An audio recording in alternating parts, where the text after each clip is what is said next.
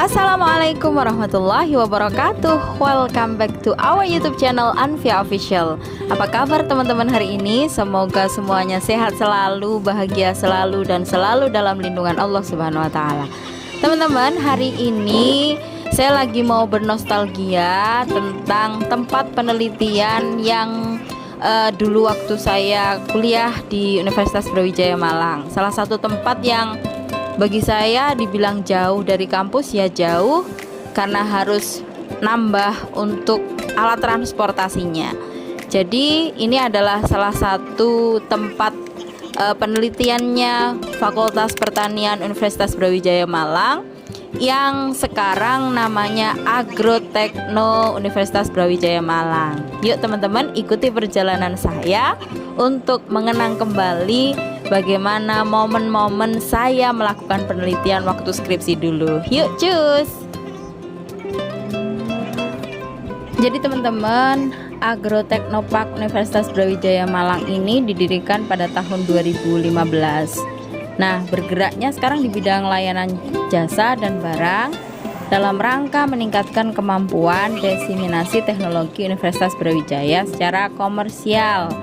Di sini kalau saya baca-baca nih, berbasis agrokompleks berwawasan bioindustri. Nah, ini teman-teman, saya sudah mulai belok untuk menuju ke Agroteknopark Universitas Brawijaya.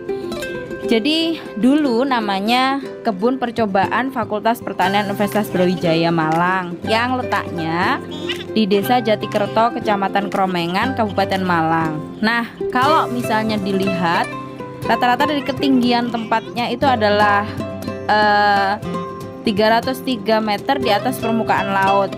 Dan memang kebun percobaan ini lumayan bagus untuk lahan pertanian. Jadi Universitas Brawijaya itu punya dua lahan pertanian. Yang pertama di Jatikerto ini, yang kedua di Cangar.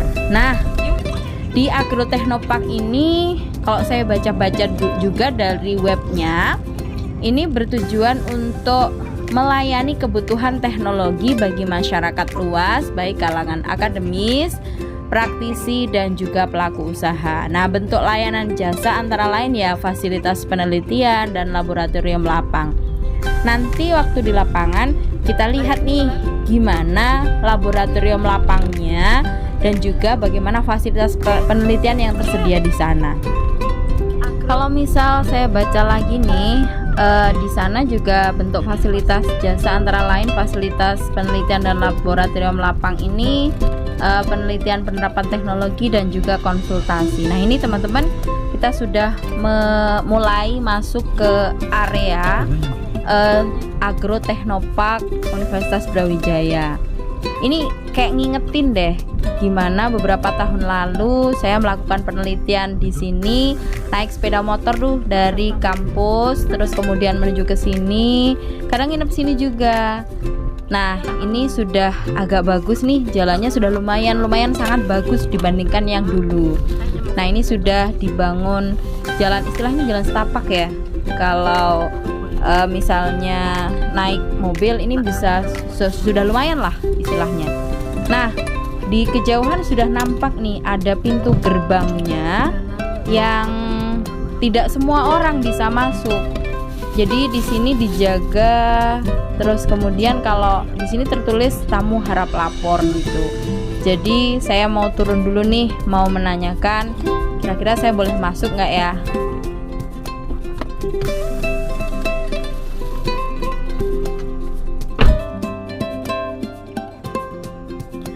Setelah ketemu sama satpamnya, setelah ketemu sama penjaganya, alhamdulillah akhirnya saya bisa masuk dan saya bisa bernostalgia lebih dalam lagi tentang gimana sih beberapa tahun yang lalu saya melakukan penelitian tentang tanaman jagung.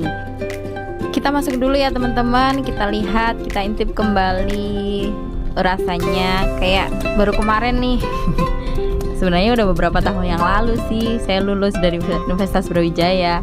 Nah, ini rasanya kayak bernostalgia kembali gimana sih saya penelitian nih pada saat itu di tempat yang ini saya pernah di sini, di asrama ini, nginep di sini beberapa kali, terus ketemu sama hewan-hewan yang bagi saya lumayan takut sih ada ketemu ular dan yang lainnya. Nah, ini kita lagi mendengarkan penjelasan.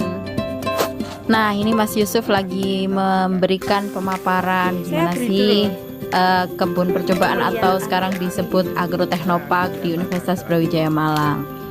Nah, kalau misalnya ini di kebun Jatikerto ini juga ada tidak hanya pada sisi pertanian saja, tapi peternakan, taman dan sebagainya sudah dikelola dengan baik di sini.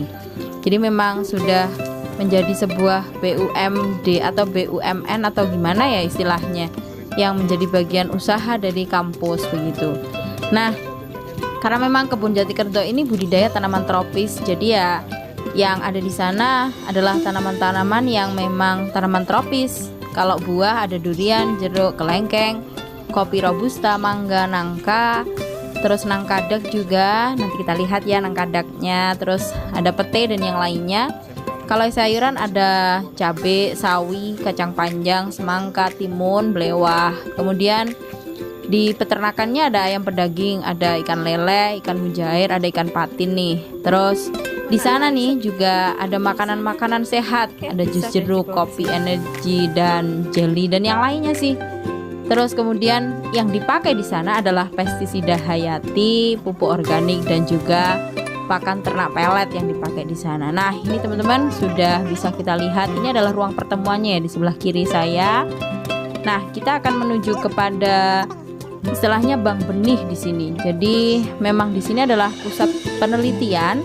Jadi hasil dari persilangan itu disimpan di bank benih. Nah, itu kita lihat ada kandang kambing yang merupakan ini ya percobaan juga di sini. Nah, ini teman-teman bisa kita lihat seed banknya.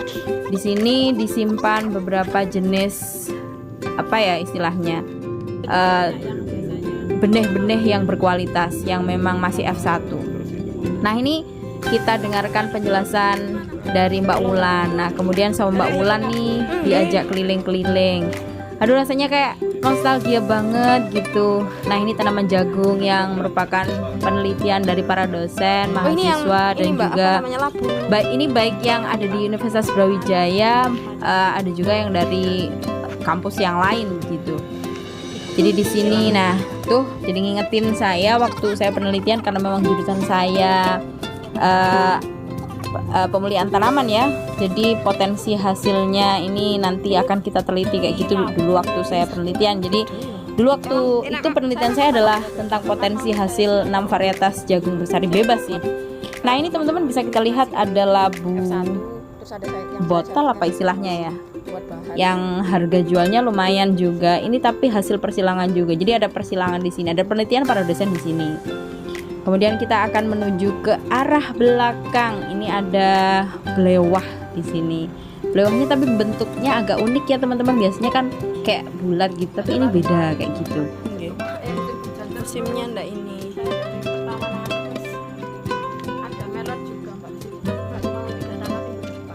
Nah, itu kan belewahnya unik nih bentuknya teman-teman. Nah, sekarang kita lihat selanjutnya ada ini penanaman dengan sistem hidroponik. Ini juga penelitian yang dilakukan oleh para dosen dan juga mahasiswa. Tapi ini masih mau akan proses penanaman lagi karena habis dipanen kayak gitu teman-teman. Nah, ini bisa kita lihat, keren ya. Siapa tahu nih nanti teman-teman punya kayak gini, luar biasa teman-teman hasilnya. Depan ini Pak saya masih nyemai di Nah, selanjutnya kita mau ke lahan belakang lagi, lebih belakang lagi. Jadi kalau misalnya kita perhatikan luasannya ini berhektar-hektar ya teman-teman.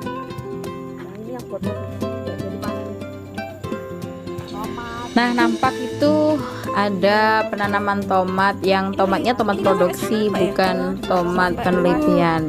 Jadi memang di badan usaha akademik ini ada istilahnya harus target berapa yang harus dihasilkan gitu. Nah, di sebelah kiri kita perjalanan ini masih hasil penelitian juga, hasil persilangan juga, yang proses persilangan gitu. Nah kemudian ada tanaman belimbing. Pokoknya tanaman-tanaman tropis ini ready dah di sini. Ya Allah. Saya tadi ngarep-ngarep Pak Pamuji masih ada di sana apa enggak ya? Bu Al juga. Jadi dikasih tahu sama Masnya itu bahwa ini Bu Al sekarang sudah di kampus. Nah di depan kita itu ada kayak rumah-rumahan teman-teman. Itu sebenarnya bukan hanya sekedar rumah-rumahan. Nah ini sebelum ke rumah-rumahannya kita ke tanaman belimbing. Jadi ini memang lahan produksi juga. Jadi teman-teman mahasiswa yang mau penelitian masih ke belakang lagi karena memang luasnya lahan di Jatikerto ini. Nah kalau yang di depan ini bukan rumah, bukan rumah untuk ditempati atau tempat tinggal, itu bukan, tapi ini adalah kombong jamur. Nah kebetulan kita pas kesini nih kombong jamurnya kosong karena memang habis dipanen dan memang habis dibersihkan. Rencana mau diisi lagi nih kata Mbak Ulan. Selanjutnya mata saya lumayan hijau kalau ngelihat nih tanaman. Jadi akhirnya saya memutuskan yuk masuk deh Mbak Ulan. Ini apa? Ternyata di dalamnya ada tomat cherry. Ini bonus nih teman-teman. Kita sebentar lagi panen tomat cherry. Jadi tomat cherry-nya ini adalah tanaman hasil persilangan yang kemudian dikembangkan dan kalau kata Mbak Ulan nih rasanya manis, tapi saya nanti akan nyoba incip gimana sih rasanya. Nah karena memang ini adalah pertanian organik jadi aman, pokoknya aman banget. Jadi langsung dimakan pun juga aman karena memang tidak menggunakan pestisida nabati, tidak menggunakan pestisida kimia kayak gitu.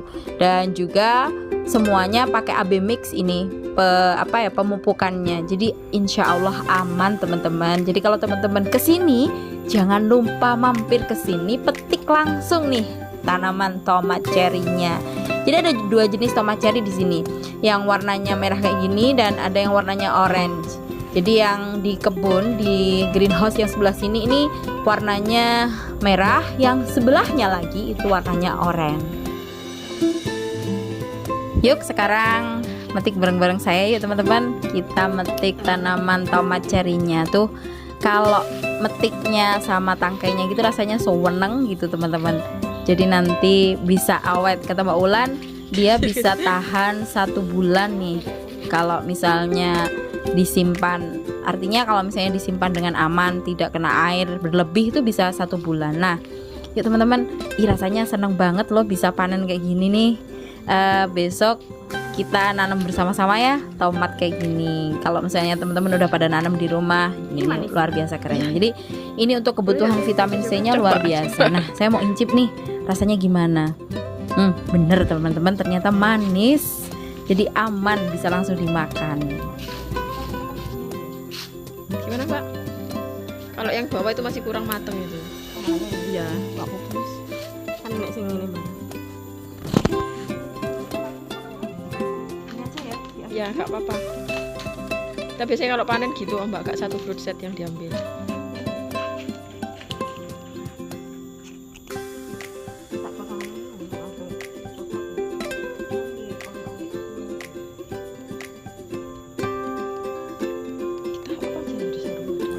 Saking senengnya saya, akhirnya tanpa disadari 1 kilo lebih saya metik sendiri tanaman tomatnya ini tadi. Masya Allah, ini seneng teman-teman kalau bertani organik kayak gini. Jadi aman. Ada yang ini salah satu yang harus dikembangkan hari ini di sekitar rumah kita. Kalau istilahnya di dunia pertanian ada pangan lestari itu ya teman-teman. Yuk mulai sekarang kita kembangin gimana sih untuk menanam sayur-sayuran organik yang aman dari pestisida, yang aman dari pupuk kimia. Artinya memang kalau organik secara pure utuh organik memang masih sulit, tapi bagaimana kita mengurangi pestisida, mengurangi pupuk kimia ini tadi sehingga aman nih dimakan untuk keluarga kita. Tuh kan teman-teman, Masya Allah, rasanya nggak ingin beranjak dari sini kalau udah panen kayak gini nih. Nah ini yang tomat oranye-nya, ini masih agak-agak kuning tapi sudah menuju ke oranye.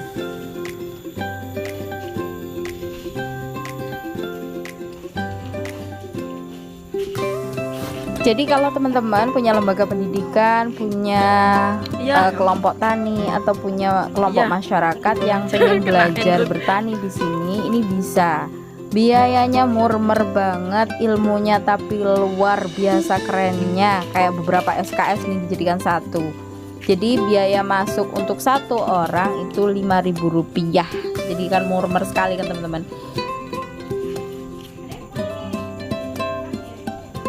Ada yang kecil. Nah teman-teman, kita akan menuju kita ke pas kan showroom jalan, Mama. atau tempat untuk packing produksi dari hasil pertaniannya. Jadi di sini dipilah nih mana yang bagus, mana yang kira-kira ada penyortiran lah istilahnya. Mana yang masuk ke pasar Tengkulak, mana yang masuk kepada teman-teman atau dosen-dosen yang memang akademisi yang membutuhkan sayuran ini. Biasanya kan memang beda-beda untuk cara packingnya gitu. Ini pepaya. Iya, pepaya tapi gak terlalu. Nah ini kita yang tadi saya sampaikan di depan teman-teman. Ini adalah nangkada. Persilangkan nangka dengan cempedak. Nah ini dia. Jadi teman-teman, karena memang ini cuman videonya doang, teman-teman wajib nih ngerasain nangkadak ini. Rasanya luar biasa nikmat dan enak teman-teman. Nah demikian review dari Agrotechnopark UB teman-teman, mudah-mudahan bermanfaat. Wallahul muwaffiq ila aqwamit thoriq. Wassalamualaikum warahmatullahi wabarakatuh.